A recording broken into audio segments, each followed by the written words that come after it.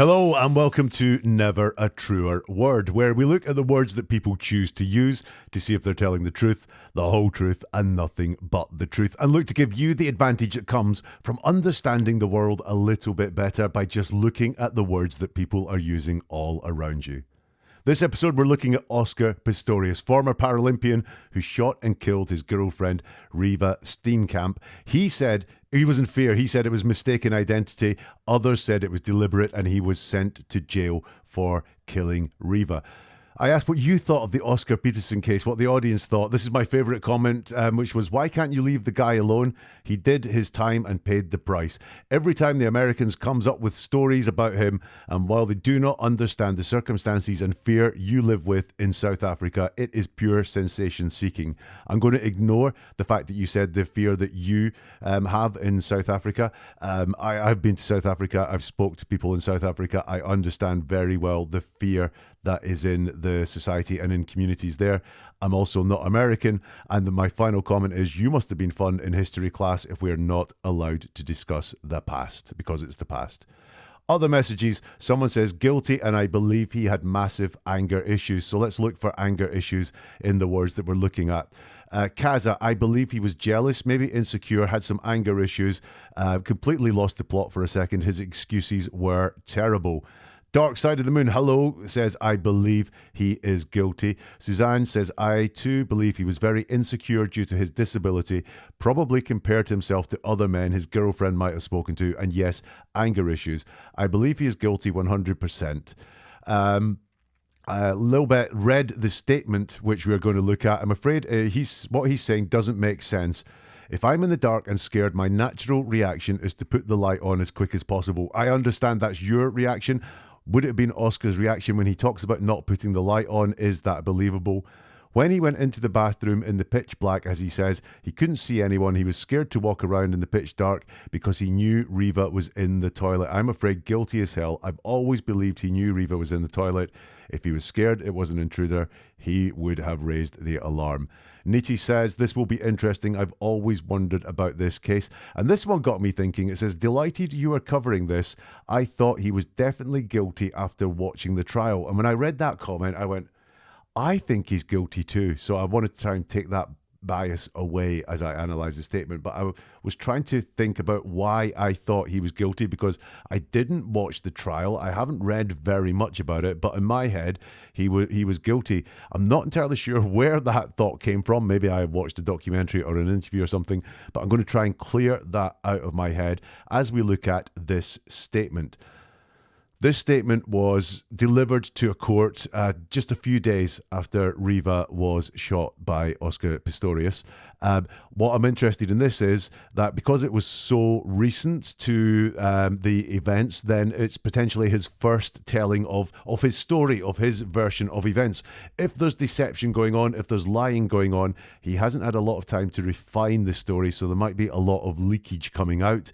And if, as he says, he was in fear and so on, then the feelings of the truth should come through there. It won't feel like a rehearsed story that he's told many times over the years. It would feel very raw, and we'd see a lot of it in there. I'm going to read through the full statement before we analyze it. As I'm doing this, try and picture in your mind what is happening. I often find that when someone is talking and telling you about events, if their words enable you to paint a very clear picture in your head of what it is they're describing, this tends to be truthful because they have the authentic language to talk about what has happened.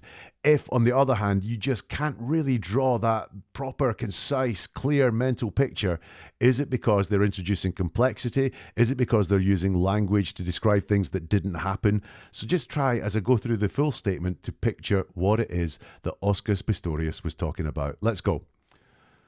On the 13th of February 2013, Reeva would have gone out with her friends and I with my friends. Reeva then called me and asked that we rather spend the evening at home. I agreed, and we were content to have a quiet dinner together at home. By about 2200 hours on 13th February 2013, we were in our bedroom. She was doing her yoga exercises and I was in bed watching television. My prosthetic legs were off. We were deeply in love and I could not be happier. I know she felt the same way. She had given me a present for Valentine's Day, but asked me only to open it the next day. After Reeva finished her yoga exercises, she got into bed and we both fell asleep. I am acutely aware of violent crime being committed by intruders entering homes with a view to commit crime, including violent crime. I have received death threats before. I have also been a victim of violence and of burglaries before. For that reason, I keep my firearm, a 9mm Parabellum, under my bed when I went to bed at night. During the early hours of 14th February 2013, I woke up, went in onto the balcony to bring the fan in and closed the sliding doors, the blinds and the curtains. I heard a noise in the bathroom and realised that someone was in the bathroom. I felt a sense of terror rushing over me. There are no burglar bars across the bathroom window, and I knew that contractors who worked at my house had left the ladders outside. Although I did not have my prosthetic legs on, I have mobility on my stumps. I believed that someone had entered my house. I was too scared to switch a light on. I grabbed my 9mm pistol from underneath my bed. On my way to the bathroom, I screamed words to the effect for him/them to get out of my house and for Reeva to phone the police. It was pitch dark in the bedroom and I thought Reeva was in bed. I noticed that the bathroom window was open. I realised that the intruder/intruders was/were in the toilet because the toilet door was closed and I did not see anyone in the bathroom. I heard movement inside the toilet. The toilet is inside the bathroom and has a separate door. It filled me with horror and fear of an intruder or intruders being inside the toilet. I thought he or they must have entered through the unprotected window. As I did not have my prosthetic legs on and felt extremely vulnerable, I knew I had to protect Reeva and myself. I believed that when the intruder/intruders came out of the toilet, we would be in grave danger. I felt trapped as my bedroom door was locked and I have limited mobility on my stumps. I fired shots at the toilet door and shouted to Reeva to phone the police. She did not respond and I moved backwards out of the bathroom, keeping my eyes on the bathroom entrance. Everything was pitch dark in the bedroom and I was still too scared to switch on a light. Reeva was not responding. When I reached the bed, I realised that Reeva was not in bed. That is when it dawned on me that it could have been Reeva who was in the toilet. I returned to the bathroom calling her name. I tried to open the toilet door but it was locked. I rushed back into the bedroom and opened the sliding door, exiting onto the balcony and screamed for help. I put on my prosthetic legs, ran back to the bathroom and tried to kick the toilet door open. I think I must have turned on the lights. I went back into the bedroom and grabbed my cricket bat to bash open the toilet door. A panel or panels broke off and I found the key on the floor and unlocked and opened the door. Reeva was slumped over, but alive. I battled to get her out of the toilet and pulled her into the bathroom. I phoned Johan Stander, who was involved in the administration of the estate, and asked him to phone the ambulance. I phoned Netcare and asked for help. I went downstairs to open the front door. I returned to the bathroom and picked Reeva up as I had been told not to wait for the paramedics but to take her to hospital. I carried her downstairs in order to take her to the hospital. On my way down, Stander arrived. A doctor who lives in the complex also arrived. Downstairs, I tried to render the assistance to Reeva that I could, but she died in my arms. I am absolutely mortified by the events and the devastating loss of my beloved Reeva. With the benefit of hindsight, I believe that Reeva went to the toilet when I went out on the balcony to bring the fan in. I cannot bear to think of the suffering I have caused her and her family, knowing how much she was loved. I also know that the events of that tragic night were as I have described them, and that in due course I have no doubt the police and expert investigators will bear this out. How's your mental picture doing? Have you got one? Was it clear? I should say, by the way, I don't know who wrote this. It's written from Oscar, so we should take it that these are his words. I don't know who helped form it. You can see some legal language in there and so on as well. But this is ripe for analysis. So let's go right back to the start. And the start was, on the 13th of February 2013, Reeva would have gone out with her friends and I with my friends. Reeva then called me and asked that we rather spend the evening at home. So this is where he has chosen to start telling the story. That's interesting because we might expect that the story would start with him waking up and then shooting the bathroom. But instead, the story starts on the 13th of February. And that's very interesting as to why he's chosen to start the story there, that day, that evening before the shooting, and not in the early hours of the 14th of February when the shooting happened. In fact, if you look at the statement, then it's quite interesting how it's constructed. The first third, maybe quarter, is all about setting this scene of what happened on the evening. Now, why is that? Did something happen that evening? Sometimes when we ask someone to start telling the story of what happened, because they want to cover up some events, they tell the story of the covered up events rather than just starting where the action starts, if you like. It's after that quarter that he gets into these early hours of the 14th of February, and it's after halfway before we get to I fired shots. That can be signs of storytelling, of setting up a narrative. It could also be signs of nervousness, of getting to the story. So we like to sit and talk about things that are really comfortable to talk about and go with them, because we know that when we have to tell the uncomfortable part of the story, whether it's a horrible thing to tell or whether there's some deception and lying, which we don't generally like doing, we will talk along about other things, setting up the story, doing all the comfortable stuff, which is why maybe until halfway through the telling of the story before we get to the actual part of the story. So back to this statement, I really do think that something happened that evening there. I'm not saying that right now this is why Reeva got shot, but in his head it's important for him to tell us what happened the evening before. And he says, Reeva would have gone out with her friends and I with my friends.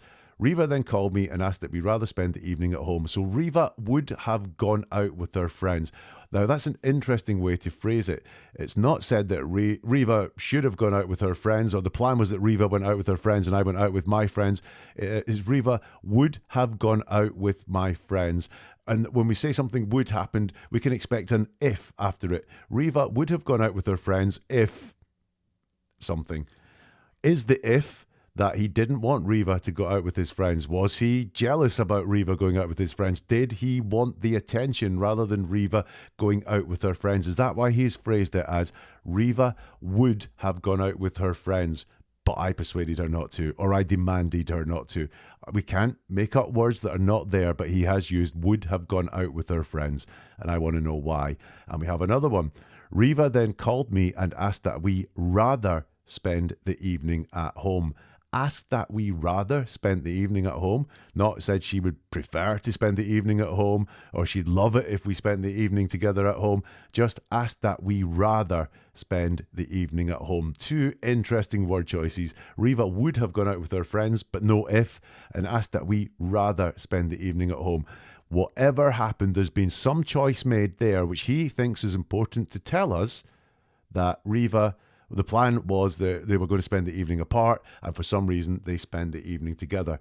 And then this description of the evening together, strangely worded again. I agreed to spend the evening together, and we were content to have a quiet dinner together at home. Now, first of all, content is just kind of so middling, isn't it? It doesn't sound like, instead of going out and having some fun or socializing with their friends, they were content to have a quiet dinner together at home. Yeah, I mean, it's not like I agreed, and yeah, we had a quiet dinner together at home and we're content with what we decided to do. No, we were content to have a quiet dinner together at home. So was it that Reeva was not content having this quiet dinner at home? Would she have rather have gone out with friends but felt coerced into spending this night with Oscar? That seems to be suggested to me as a possibility by the words. We were content to have a quiet dinner together at home. So there's some jointness there. There is some jointness. We had a quiet dinner together at home. Although, why does he feel the need to say this was together? Again, I think the separation that was planned that evening has caused him some anxiety. And if you just look at the description of the night, although they'd had this quiet dinner together at home, then there is nothing else that they did together. She was doing her yoga exercises. I was in bed watching television. My legs were off. There just doesn't seem to have been this trade-off between going out with your friends and doing something more exciting at home or doing something more coupley at home. There was a quiet dinner together and then they went their separate ways. They went to the bedroom. She was doing her yoga exercises. He was watching television. And then he feels the need to tell us right after this, We were deeply in love and I could not be happier. I know she felt the same way. Why does he feel the need to tell us that? We were deeply in love and I could not be happier. I know she felt the same way. Is this again because that there was unhappiness going on that night? You'll see that we were deeply in love is put together, but her happiness is only expressed through him. Did notice something here though, is that Oscar always puts Reeva first. So he stated it, Reeva would have gone out with her friends and I with my friends. So it wasn't I was going out with my friend, Reeva with hers. Reeva then called me and asked that we rather spend the evening at home. I agreed. It wasn't I agreed to Reeva's request that we spend the evening at home. She was doing her yoga exercises. I was in bed watching television. He doesn't lead with the slightly more selfish version, which would be I was in bed watching television. She was doing her yoga exercises. And he uses the word we and our quite a lot in this intro, which suggests there is unity between them. We spend the evening at home. We were content to have a quiet dinner together. We were in our bedroom and we were deeply in love. So he uses the word we. He definitely saw them as a couple. And then that changes. So he's used we all the way through. And then when they were in bed and he talks about how deeply in love they are, it's we were deeply in love. And then it just becomes separate. I could not be happier. I know she felt the same way. So it isn't we couldn't be happier. It's split. It's divided. And then she had given me a present for Valentine's Day, but asked me only to open it the next day. So there is a split there. We carry on with the statement. After Reeva finished her yoga exercises, she got into bed and we both fell asleep. I am acutely aware of violent crime being committed by intruders entering homes with a view to commit violent crime, including violent crime. Sorry, for you to commit crime, including violent crime. So if you just take that part there, I had trouble saying it even because it's just written very weirdly. This is where I think he is trying to give us the impression that he lived in fear in this house, and that is why he had a gun, and that is why he thought there was an intruder in the house and shot through the bathroom door. But it's worded really strangely. I am acutely aware of violent crime being committed by intruders entering homes with a view to commit crime, including violent crime. So there's this repetition of crime, violent crime, commit crime, including violent crime. Listen, if you break it down to what he actually says there, number one, he doesn't say he's scared. He doesn't once say he's scared or frightened. He's just stating some facts here or beliefs. And what he says, if you take some of it out, is, I am acutely aware of violent crime being committed with a view to commit crime, including violent crime. So what he's really just saying there is crime, violent crime exists, which is just a fact. But for all he says, I have received death threats before. I have also been a victim of violence and burglaries before. He doesn't say these things scare him. Is he using that as an excuse? There is a lot of fear of crime. There is a lot of crime to be fearful of in South Africa. So is that what he's doing? Is he going to a well-known fact and he's just stating that fact? But he says, for that reason, I kept my firearm underneath my bed when I went to bed at night. Now, he doesn't actually say, because I was scared of that, or because I wanted to protect myself, or because I didn't want it to happen again, I kept my firearm. The reason that he kept his firearm is that that crime exists, is what he's saying. He doesn't actually say he has fear in there. He says that after Reeva finished her yoga exercises, she got into bed and we both fell asleep. That's an interesting choice of words for me. We both fell asleep. Now, fell asleep is a term that you tend to use when you're observing someone. We both fell asleep in front of the TV. So you're observing yourself and someone else. The kids fell asleep about 9 o'clock because I observed that was around about the time that they fell asleep. It's not we both went to sleep. Is we both fell asleep. It's proof of nothing. I just found that a really interesting choice of words. He continues, during the early morning hours of the 14th February 2013, and I just wanted to flag up sometimes the formal language here. which I think has come from the fact this is an official document that was read in court. Potentially, he had the help of a lawyer writing this, and that is why I think that formal language is there. I don't think, although it could be, that it's formally written with this desire to be impressive. But we're getting to the meat of the story now. And he says, I woke up, singular, I woke up. But then he says, went to the balcony to bring the fan in and closed the sliding doors. Now, he doesn't say, I went to the balcony or I closed the sliding doors. So did those things happen? Why has he not joined himself to those things happening? Also, when we spoke about the mental picture here, he says, I went on the balcony. He doesn't say I, he just says, went onto the balcony to bring in the fan and close the sliding doors, the blinds and the curtains. Now, were they open? Was the balcony, the sliding doors, were they open? And the blinds and the curtains, were they open? Because he doesn't mention opening them to go out to the balcony. He just says that he went to the balcony to bring in the fan, closed the sliding doors, the blinds and the curtains. I don't know whether they were open or whether, and that's why he closed them, or whether he's just omitted in the story that he opened the blinds, the curtains and the sliding doors to go out onto the balcony to bring in the fan. He doesn't even say why the fan was outside. He then says, I heard a noise in the bathroom and realised that someone was in the bathroom. Now, that is interesting. He says, I heard a noise in the bathroom and realised that someone was in the bathroom. He doesn't say what kind of noise he heard. There could be noises that, you would think something's going on in the bathroom. It could be a dripping tap, or, it could be something a bit weird. It could be that the window was open and the window was blowing. He doesn't say, I heard there's someone in the bathroom. He says, I heard a noise in the bathroom and realised that someone was in the bathroom. He's made a very quick jump there because of this noise to someone being in the bathroom. But what you'll notice here is he doesn't explain why he didn't think the someone in the bathroom was Reeva. The most obvious thing, if there are two people in the house and you hear that someone is in the bathroom and you have been on the balcony, is it would be the other person in the house. And he doesn't explain why he did not think that person was Reeva. It would be a natural conclusion. I've heard a noise in the bathroom and someone was in the bathroom. It's the person who's in the house. He doesn't explain why he didn't think it was Reeva.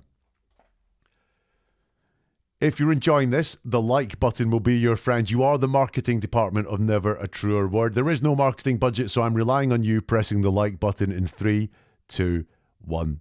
Thank you. Also, you can share this with anyone who's interested in this story or understanding a bit more about what's going on. As you can see at the beginning of this episode, everyone's comments are more than welcome. You can leave them here on this platform if you can, or you can get in touch on social media. All the links to social media are in the show notes. You can subscribe or follow to get more episodes like this. And if you become a member on YouTube or a subscriber on Spotify, you get episodes like this before anyone else. You get first look at them, and you also get member exclusive episodes as well. So there's lots of options to get yourself even more Never a Truer Word. Let's move on with Oscar. The next part of his statement starts, I felt a sense of terror rushing over me. There's a bit of distance here in this phrase. I felt a sense of terror rushing over me. This is almost like it's written in a book. In fact, when I say almost like it's written in a book, this is like it was written in a book. Oscar felt a sense of terror rushing over him. He doesn't say, I was terrified. He's narrating the story here, isn't he? I felt a sense of terror rushing over me. Not, I was terrified. There's a distance and there's a feeling of narration going on. He says, there are no burglar bars across the bathroom window, and I knew that contractors who worked at my house had left ladders outside. I believed that someone had entered the house. Once more, there's lots of thought going on here. He's thought about the burglar bars on the bathroom window. He's remembered the contractors were working at the house and they left the ladders outside. And he says, I believed that someone had entered my house. He's put lots of thought in it. Why did he discount Reeva? Why, in all of this thinking that he said he's doing, did he discount Reeva? He hasn't told us why he thinks this is not Reeva. I could understand if it was I could see Reeva lying in the bed, or I thought Reeva was lying in the bed, or Reeva was in the bed when I got up, so I knew it wasn't her. I could understand that, but he doesn't say any of this right now. What he is intent on doing is telling us why he thinks it's a burglar, but he does not discount Reeva, and he's going into lots of detail about the specific thoughts that he had at that time.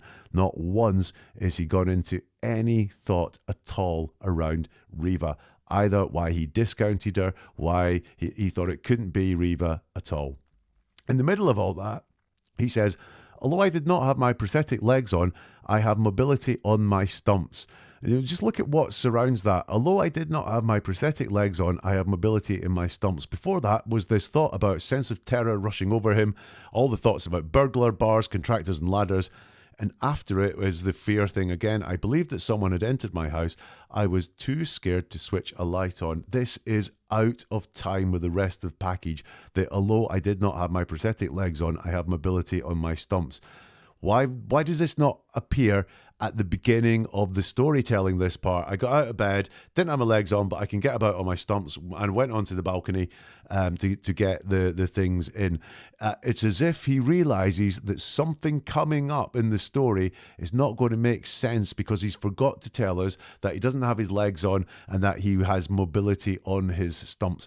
I'm not saying right now this is proof of deception, but in deceptive stories, people are making up things on the fly. It's a very hard thing to do. And they get to a part of the story and they realize, oh, I'm going to have to jump backwards in time to tell them something that's going to make the rest of the story make sense. And that's very much what this feels like. It's so out of time. In the middle of telling us about all the deduction that he's done to make him think that someone has come into the bathroom and that he was scared, then he feels the need to tell us something that's not relevant to this, but maybe will be relevant later. Although I did not have my prosthetic legs on, I have mobility in my stumps. Also, I noticed we saw lots of jointness before about our bedroom especially, but him and Reeva doing lots of things. He believed that someone had entered my house. Now, I don't know the situation here, in that it may well have been his house and Reeva had another house, or it was just his house and Reeva lived there. But very interesting, the discussion was about we had dinner together, we went to bed, we went to our bedroom, by the way, but now he's decided that it was my house. And he says, I was too scared to switch a light on. Factual. I was too scared to switch a light on. But as we know what's coming next in the statement, he was too scared to switch a light on. Doesn't say why, doesn't say what switching a light on would do. As the comment was at the beginning, switching a light would at least give him some clarity on the situation, maybe just really help him. But we know he goes on to say that he grabbed his gun, he yelled, get out, and he yelled to Reeva, call the police. So he was too scared to switch a light on and, I don't know, attract attention to himself, but not too scared to grab his gun, to yell, get out to the person, and to call 911. That seems very strange to me. The statement continues, I grabbed my 9mm pistol from underneath my bed. Now, I don't know anything about guns, but this is the second time he's told us it's a 9mm pistol. Is that a small pistol? Is that like a kind of, I don't know, unthreatening weapon or something? Is he wanting to show that I'm not a huge gun enthusiast? I didn't have a big power weapon. It was just a 9mm pistol. I don't know. Maybe let me know in the comments or on social media if you know more about guns than me. But he seems to be very keen to get across the fact it was a 9mm pistol. For the purposes of the story, the size of the gun does not matter. I grabbed my pistol or I grabbed my gun would have been enough. So why is he adding that extra in there with the 9mm pistol? He says, on my way to the bathroom, I screamed words to the effect for them to get out of my house and for Reeva to phone the police. So this is the guy who was too scared to put a light on, but is screaming words. He screamed, get out. He screamed, phone the police. And you'll notice this, on my way to the bathroom, I screamed words to the effect. Now, that's, again, this feels like it's being narrated. It feels like it's written in a book. On his way to the bathroom, Oscar screamed words to the effect of, get out of my house. On my way to the bathroom, I screamed words to the effect for him, them to get out of my house. Again, I feel like this is narration. I feel like he is telling a story, a fictional story through his use of words, rather than telling me about events that he lived in. And then, again, well out of time, it was pitch dark in the bedroom and I thought Reeva was in bed. So he's very clear it was pitch dark. He's told us he was too scared to switch on the lights. And the story that he did not know Reeva was out of bed only makes sense if it was pitch dark in the bedroom. So he has to tell us that. And I thought Reeva was in bed. This again is out of time. This would have been good at the point when I said, yeah, why did you discount Reeva? Well, this is why he discounted Reeva, because it was pitch dark in the bedroom and I thought Reeva was in bed. This again is out of time. It has come later on in the story. It should have come naturally. I thought Reeva was in bed, so I knew the person in the bathroom must be an intruder. His storytelling is not linear.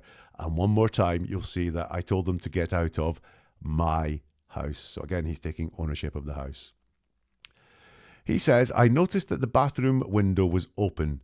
I realized that the intruders were in the toilet because the toilet door was closed and I did not see anyone in the bathroom. Now here he is doing the pretense, right? So I understand if his story was true that he might have thought there is an intruder or intruders inside the toilet, yeah? But he's several times does this intruders were thing there. He is overdoing the pretense because at the time of writing, he knew there was no intruder. So actually saying, I realized that the intruders were in the toilet. I realized is a very definite word. And here we would be expecting, I thought the intruders were in the toilet. He's overdoing this. So again, I get a sense of fakeness around his fear and his fear of an intruder. It doesn't feel real. I realized the intruders were in the toilet. No, I thought that at that time, I thought the intruders were in the toilet. And he thought they were there because the toilet door was closed and I did not see anyone in the bathroom. I heard movement inside the toilet. The toilet is inside the bathroom and has a separate door. Once again, I have all this feel of narration going on. And once more, it's out of time. This part about the toilet is inside the bathroom and has a separate door. I noticed the bathroom window was open. There was no one in the bathroom, but the toilet is off the bathroom, has a separate door, and I heard movement from inside there. The storytelling is just not linear. I caught something else here. He said, because the toilet door was closed, I did not see anyone in the bathroom. Then he said earlier that he shouted and screamed to the effect, get out of my house. Did he not think maybe they left out this open bathroom window rather than, someone being in the toilet? He seemed to be pretty damn convinced there was someone in the toilet. He said, it filled me with horror and fear of an intruder or intruders being inside the toilet. It filled me with horror and fear. Once again, we have this narrative distance from the horror and fear. I was full of horror and fear. I thought there was an intruder being inside the toilet, but he's talking in these narrative terms. It filled me with horror and fear. It's just a little bit too flowery. It's just a little bit too much like something that has been written as fiction. He says, as I did not have my prosthetic legs on and felt extremely vulnerable, I knew I had to protect Reeva and myself. And there's the sympathy vote that he's going for here by mentioning his prosthetic legs, and the fact he didn't have them on made him feel extremely vulnerable. Not just vulnerable, by the way, extremely vulnerable. He also says, I have limited mobility on my stumps. So is he pointing out here that, give me some sympathy here. I live a different life from you. I do things that you don't. I feel things that you don't. He said, I believed that when the intruder/intruders came out of the toilet, we would be in grave danger. When they came out of the toilet, not if they came out of the toilet. That's an interesting choice of words. Once again, we've got something out of time. My bedroom door was locked. Now, when he's talking earlier about this, then why did he not tell us that one of his fears was the bedroom door was locked? And look, I don't know the mechanism for locking the bedroom door, but would it really take that long to unlock a bedroom door and get out? I felt trapped as my bedroom door was locked. I'm sure it could have been unlocked. You also said you went on the balcony earlier. So, were you really feeling that trapped?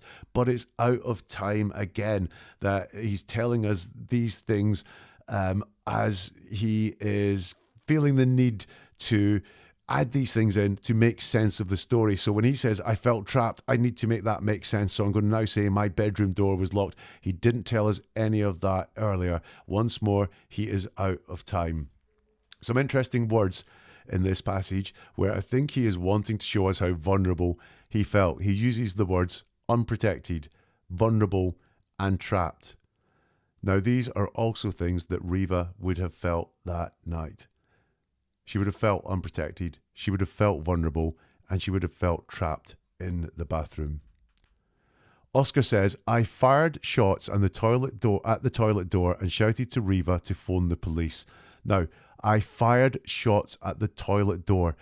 Very direct, very honest, and all the ownership there. I fired shots at the toilet door.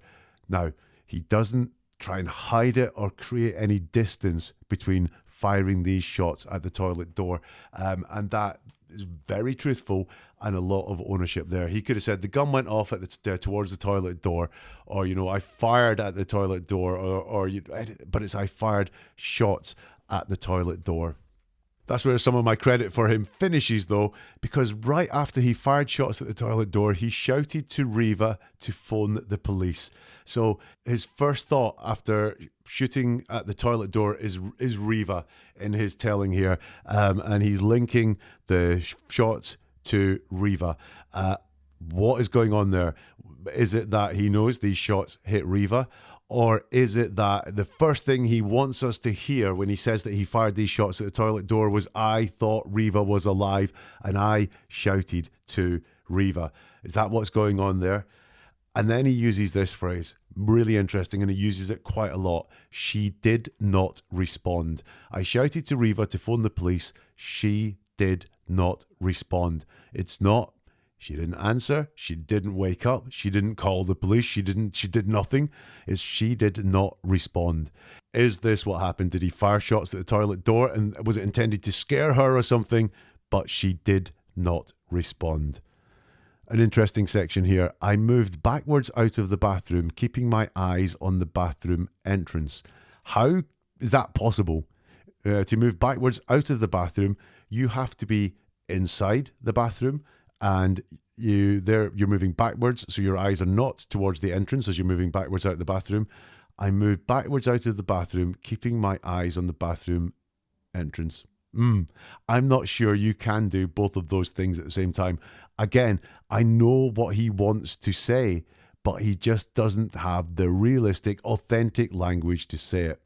Once again, he's letting us know that it was pitch dark. It's very important for him to let us know it was very dark. Everything was pitch dark in the bedroom, and I was still too scared to switch on a light. Why? Why were you so scared to switch on a light? You have shouted, get out my house. You've shouted twice, phone the police in your telling of this. You have fired shots at the toilet door, and you are still too scared to switch on a light. Reeva was not responding. Now, he doesn't say what Reeva was not responding to here. Just Reeva was not responding. I think this is real language. I think this is his experience, that Reeva was not responding. When I reached the bed, I realized that Reeva was not in bed. That is when it dawned on me that it could have been Reeva who was in the toilet. But wait a minute, you called out to that person. You called out to that person to leave the house. If it was Reeva, surely she would have went, it's me that's in the toilet. Shut up, Oscar. I'm in the toilet. Leave me alone. So why did it dawn on you there? It could have been Reeva who was in the toilet. That, again, doesn't make sense. He went out onto the balcony and he screamed for help. It's the second mention of screaming there. That gives, we were talking about, is there any sense of anger that comes through in the words? This screaming suggests, was there some screaming matches going on? He does feel like he's writing a script here because he talks about actions and places and movement. I fired shots at the door and shouted. I moved backwards out of the bathroom. I returned to the bathroom calling her name. I tried to open the toilet door, but it was locked. I rushed back into the bedroom and opened the sliding door, exiting onto the balcony and screamed for help. It really is detailed, especially the detail about the movement. You know, I moved backwards, I returned, I rushed back into the bedroom, I opened the sliding doors, exiting onto the balcony. It's like script instructions there. However, there's just always something missing. So the last part there, I rushed back into the bedroom and opened the sliding door, exiting onto the balcony and screamed for help. The next thing he says is, I put on my prosthetic legs. When did you do that? Or were they on the balcony?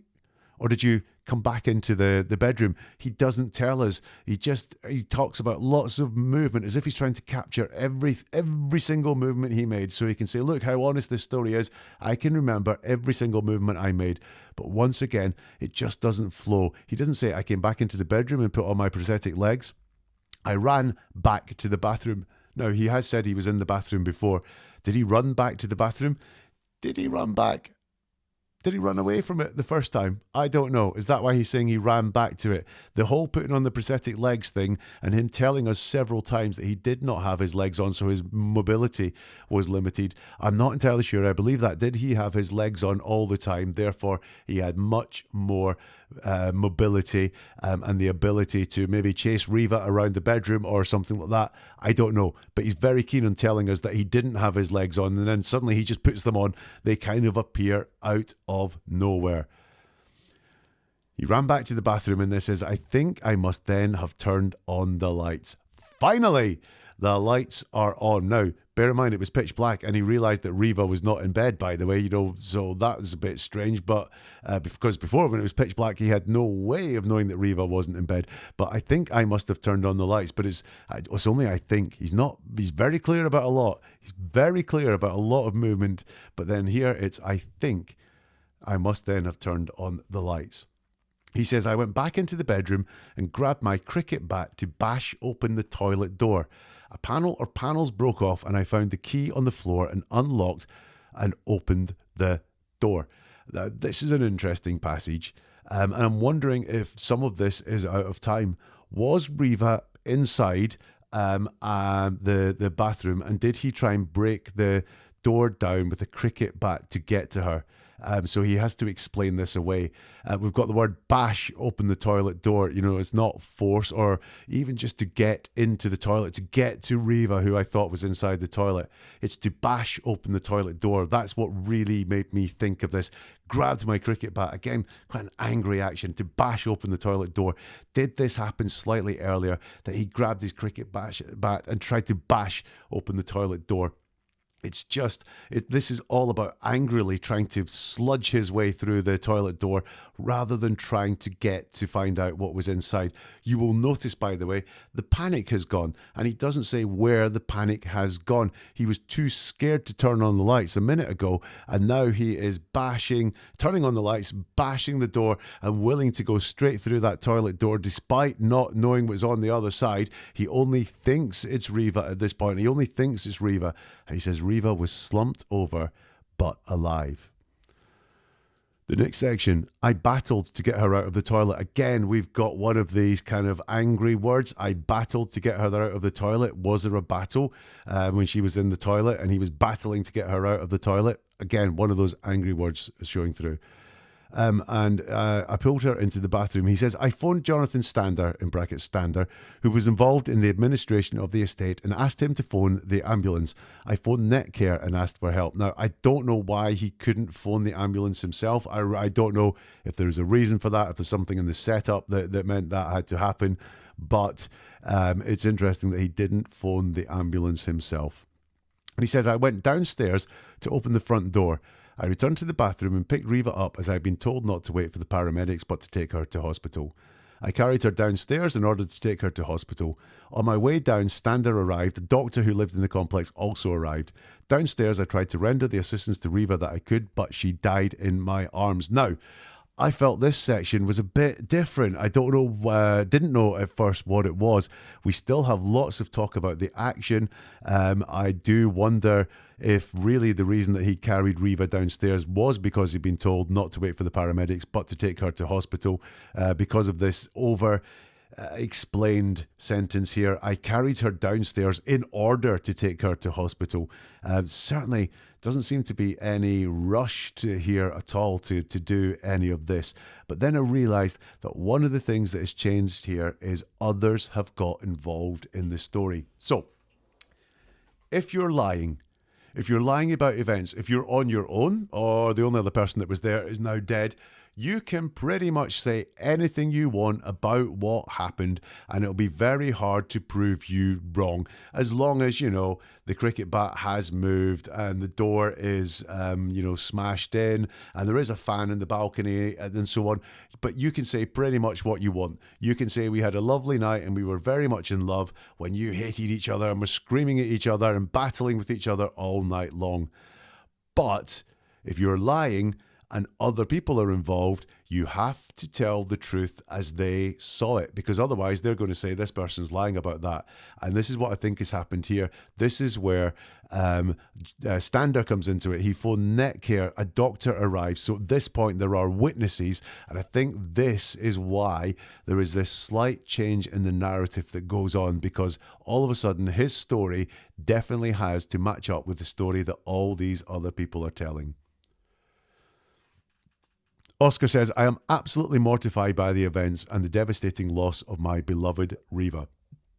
Fans of Never a Truer Word will know the word absolutely appears there, which always is a flag to look for deception.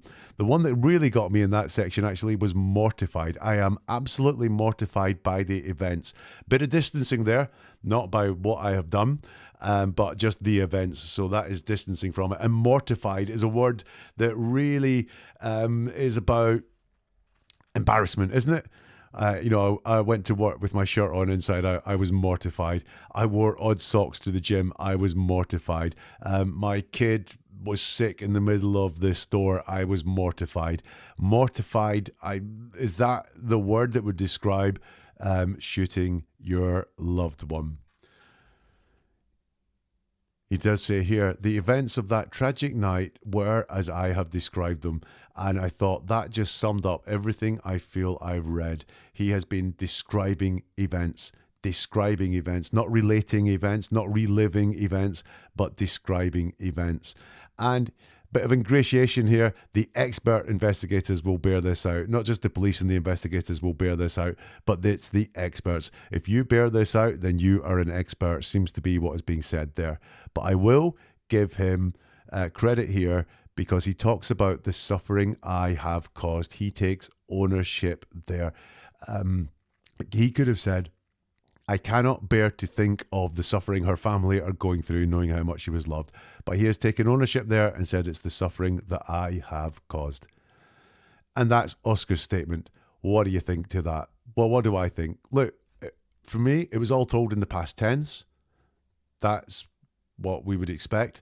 There certainly was some signs of unity in his telling of the story beforehand, and he takes ownership. He takes ownership of firing the gun, and he takes ownership of the suffering that has been caused. However, it's not linear. Things pop up in really odd times, and it's out of time, and all of a sudden when something needs explained, he will drop something in that we should have heard earlier on if he was telling events in a linear fashion. Definite signs of narration. At times it's like someone reading a work of fiction rather than someone telling us about a very traumatic event that they discovered, which in his telling is a very traumatic event. He woke up and thought there was an intruder in the house, and then even worse, he'd shot and killed his partner. Instead, we've just got signs of narration. He doesn't explain so many of his key points. He doesn't explain why he discounted Reeva until a long, long way into the telling of this. And he doesn't explain why he was too frightened to turn on the lights and so on. And his expression of fear that there is violent crime, that where people want to cause violent crime, was constructed. In fact, he didn't even say he feared it. He just said he was aware of the crime, which is why he had a gun. Definite hints of anger in the language, battling, grabbed, screaming, and real hints of discomfort that night. His setup was a little bit clunky, and he couldn't bring, I don't think, authentic language of them having a great night in unity. So, do I buy his story that he thought it was an intruder? My answer to that is no, I don't. It would take a lot more words to convince me of that. I think that the intruder narrative is constructed in Oscar Pistorius' head. What do you think? You can leave your comments on this platform if you can, or get in touch on social media. All the notes, all the social media links are in the show notes below. You can share this with people too, either maybe people who are interested in the Oscar Pistorius story, or people who just want to understand a little bit more about what is being said in statements around them. The like button as well will be my friend. This helps us get to many more people. And to get more episodes like this, hit the subscribe or follow buttons. Become a member of the channel on YouTube, or a subscriber on Spotify to get episodes before anyone else and exclusive content too. Neveratruerword.com is the website address there. You can find more videos, more podcasts. You can sign up for the monthly newsletter. Get in touch on social media. There's so much there for you. Neveratruerword.com is the website address, and we'll see you for something new soon from Never a Truer Word.